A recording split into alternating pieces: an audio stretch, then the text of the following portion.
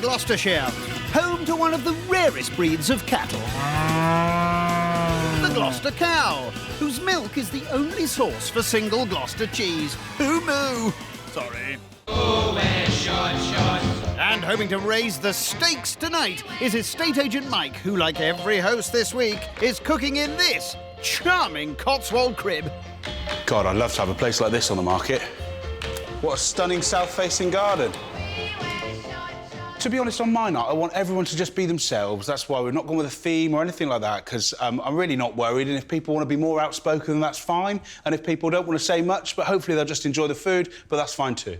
Got that, everyone? Cheers, guys. Cheers. Mike's dislike for themes was out in force on first host Cherie's Enchanted Forest evening. Party pooper. You didn't make any effort with the fancy dress. And that, to me, is like, oh, do you take yourself a bit seriously? And despite some foodie faux pas...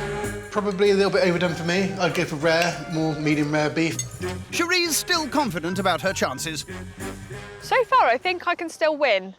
At the moment. After Chloe's night last night, I think I'm still in for the run-in. 1 lemon or 2, maybe 1.5. The Chloe in question is last night's host, who showed off her professional storytelling skills. I am Agent Green, the Dragon Whisperer. And then there was the Highwayman's cry. Stand and deliver!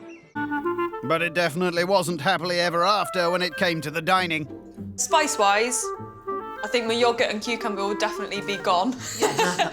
But is it balancing it out all right? It was a total disaster.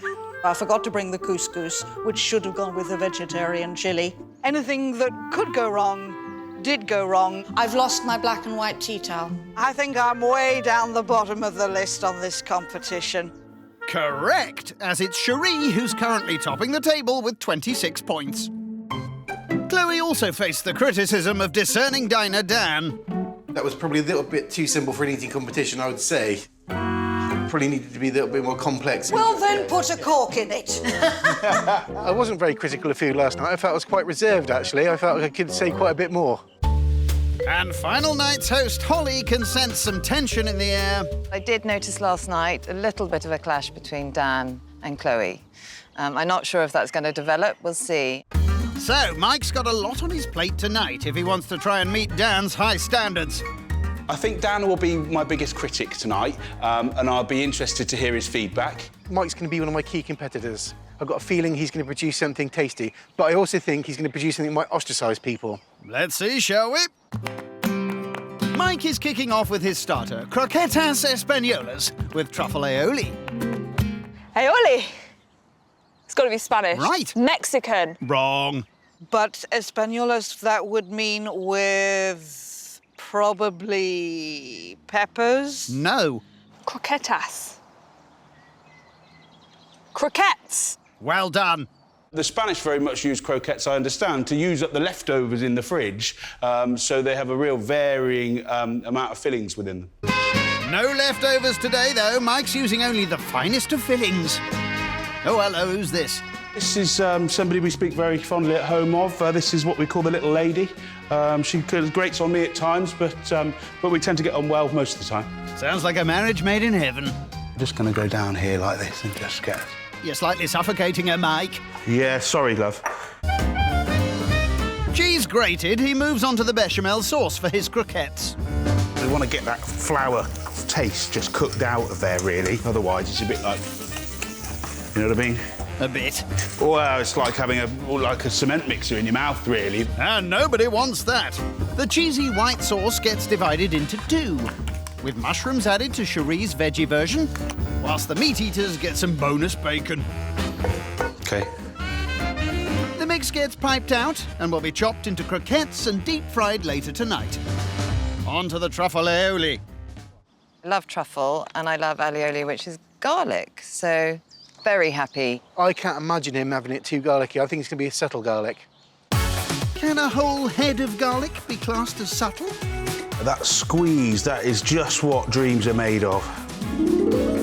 The dreamy garlic gets mixed with shop-bought mayo, a drizzle of truffle oil, and it's done. Be comfortable, be relaxed and just chill. But whilst his guests may be relaxing, in the kitchen the pressure's on for his cheesy croquettes. I'm very concerned that it might all disintegrate and I'll be bringing it all out with a sieve. So fingers firmly crossed it works out for me tonight. Time for the moment of truth. Oh, looking good. All right, let's do this.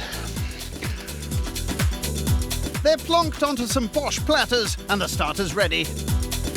Croquetas españolas with a very garlicky truffle aioli.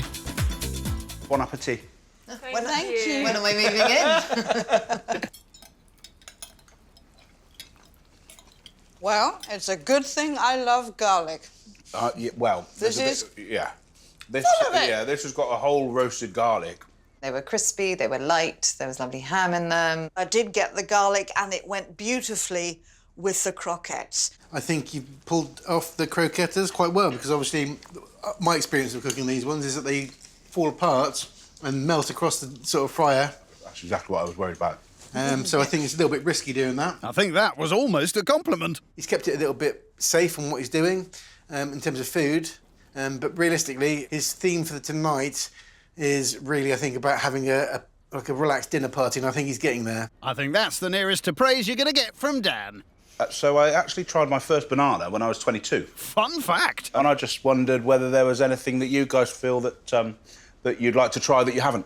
There's actually quite a lot of stuff that I haven't tried that I'd like to because I've been veggie for so long. I like the idea of, you know, zebra and alligator and trying all those sorts of things. So, Kushka, if you could have any food in the whole wide world, what would you eat? Fresh prawn out of North Atlantic. Other than prawns? What else is there? So you're a one-trick pony? I am not pony, I am cat. Can't you see?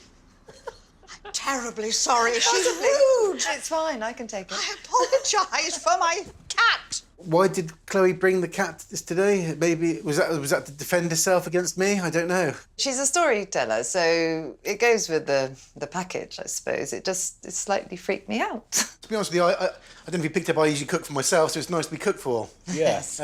Which isn't often the case.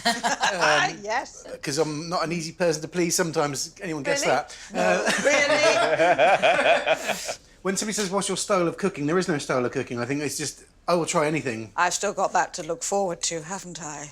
Oh, hello. Dan's definitely running a risky game. He's not had his night yet, so he needs to be very careful how much he's rubbing people up the wrong way. Do you do most of the cooking in your house, Dan? Probably 99.9% of it, yes. Yeah. Oh, really? I'm trying to encourage and train cooking. Oh, train! No. What would you call it when you're trying to help someone? Not, Educate. you call it help, not train. That's like you train, educate. Well, there's a lot learn. of things that we can say that mean different from what we mean. That might be your life experience, because for me, it's to help training people. Some people in the group didn't like the word train your partner. I think some of Dan's wording of stuff definitely needs some working on. Really, really pleased with the feedback. I was expecting at least some negative comments and I didn't receive any, so I'm really buzzing about that.